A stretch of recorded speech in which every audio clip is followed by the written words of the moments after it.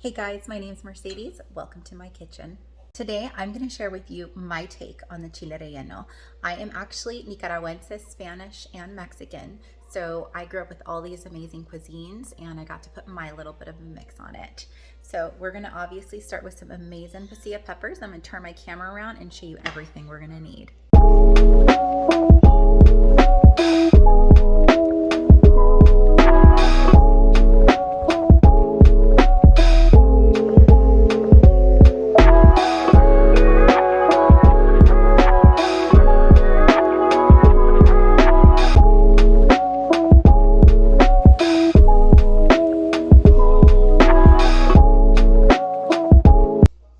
First thing we're going to do is we're going to cut our ribs into small pieces like this. And the way you do that is you just go right in between the bone and all of the ribs. Just like this, you're going to slice them right down the middle.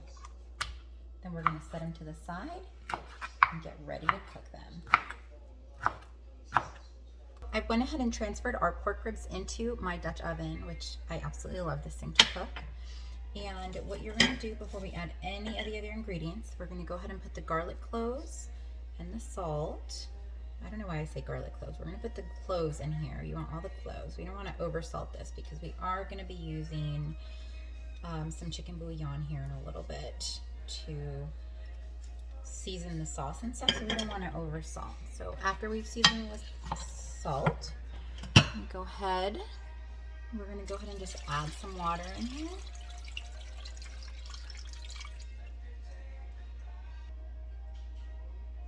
We want just enough water in here to barely cover all the ribs. You don't want these completely submerged, okay?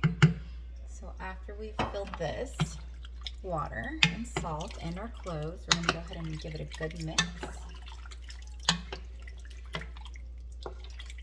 Don't do that because it'll splash everywhere. We're gonna add our half an onion. I just like to submerge mine on the side. My garlic cloves and bay leaves. I usually use about 4 to 5 in everything that I cook or do. Okay, that's it. We're going to turn the heat on high heat and get this going to a boil. Okay, our pork ribs have now come to a boil. So what we're going to do now, we're just going to give it a quick stir to move it around a little bit. Now that they're boiling, we're going to go ahead and turn it down to a medium heat. Cover these bad boys up, and we're going to let those cook for 45 minutes. Okay, so our pot has heated up to already a medium heat. It's already been heating up for a little bit, so we're going to go ahead and put our pasilla peppers in here to go ahead and start to brown them. Get them popping already. Means it's nice and hot in here. And I typically would say to get a comal because you have a lot more space in there, but I don't have one. And I'm really used to cooking with fire, but you gotta work with what you got. Look at our chili peppers here. They look amazing. So see how they are starting to brown on all ends, but we wanna make sure they get nice and charred on all ends. And I swear you guys, if you were here, the smell is phenomenal. I wanted to show you the perfect pepper. So see this guy where the skin, see if we can focus, has started to fall off everywhere, but it's not too overcooked. You don't want these guys to be soggy because we're gonna transfer them over into a bag and they're gonna finish cooking off in there. And see the rest of these guys, they still have some work to do on all 4 fronts. So this one's looking pretty good over here.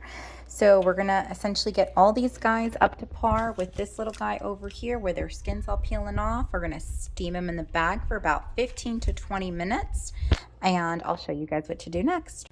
Okay, so our chili peppers right now are steaming in a bag. You don't want them to steam longer than 20 minutes or so because you don't want them to get mushy. We still want them to have some sort of density to them because when we fill them with the cheese and take out the seeds, we don't want them to fall apart on you.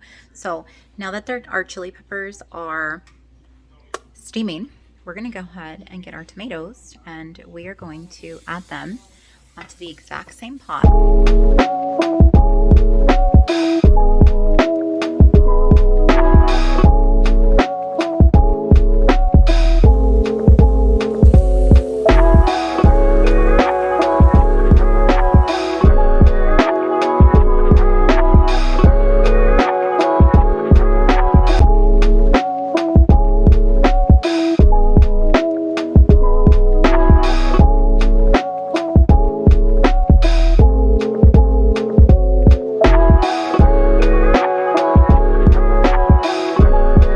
now our salsa looks like this. We're gonna go ahead and add a fresh bunch of cilantro. My husband hates it when I call cilantro. He's like, stop saying it like that. And he's totally not Hispanic, but he laughs at me and he's like, oh, do you need some cilantro? He totally makes fun of me. It's so funny. So with this, we wanna make sure, by the way, if you don't have a Vitamix, when you could afford one, girl, go get it. So when we mix it, it's gonna just be for a quick second. We don't want to turn it into a smoothie. See how it's kind of chunky like that? Leave it like that. So right now what we did is we added just enough oil to the bottom of the pan to cook these onions. We sliced up the last quarter of our whole onion that we had. And we're gonna wait until these get translucent. And then we are going to add in our pork ribs.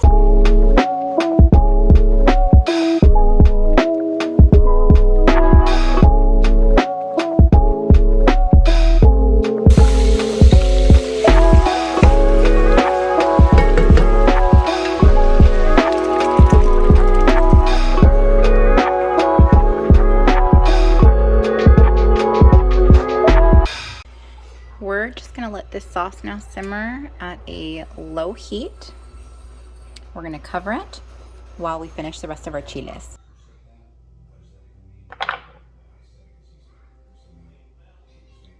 Open it up.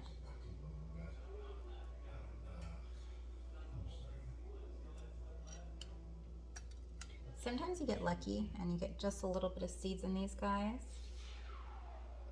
Excuse the background music. I've got Iron Man 3, I think, playing in the background. My dad's in there watching Iron Man 3. He's retired and loving life. So see how that's staying nice and close right there? That's what you want. So we're gonna stuff it with some delicious cheese, and like that. I'm gonna close it just like that. So we're gonna go ahead and start off with beating off the white eggs. That sounds funny. We're gonna beat the egg whites first, and then we'll slowly incorporate the egg yolks.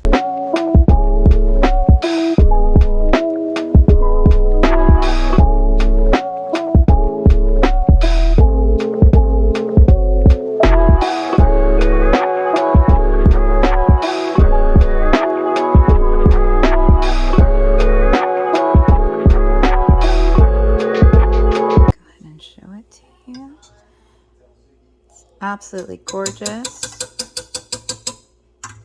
See that? You should have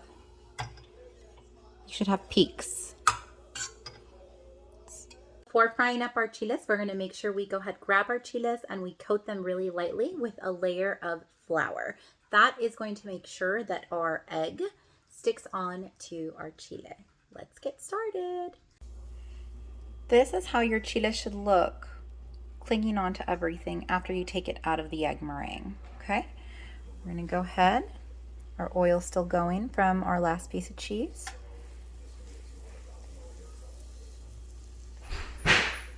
And I like my chiles really eggy. Not in flavor, but I like them really thick.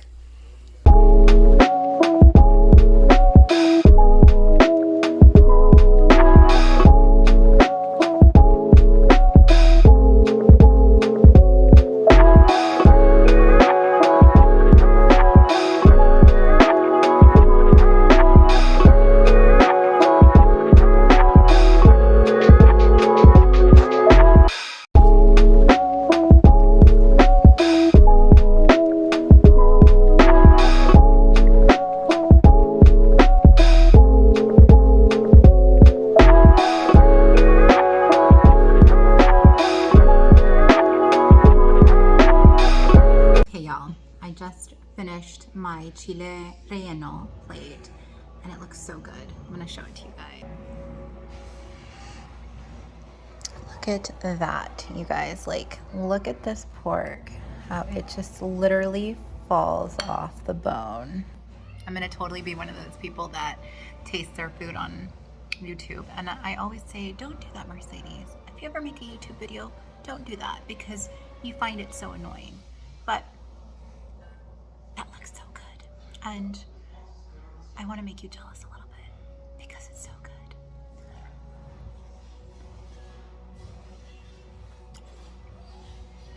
You guys, I swear to God, they don't look very pretty because I kind of suck at the egg thing, I'm not gonna lie. But you will never ever try a chile verde or a chile relleno as good as this. The pork and the clove and the seasonings and the way we char all of our vegetables makes this dish. And ever since my mom made this for me once with, I think it was beef, I've never ever been able to have chile rellenos without some sort of a meat, juices in the broth. So my personal favorite over experimenting over the years has always been the little pork ribs. Don't tell my pigs, I have pigs by the way, don't tell them I'm probably eating their cousin's mom or something because they taste delicious. That is it, guys. Thank you so much for tuning in with me today to cook my all-time favorite chile rellenos, my style. I really hope you enjoy this recipe. It takes a little bit of extra effort, but that little extra effort, it's so worth it. I hope you enjoy it. Until next time.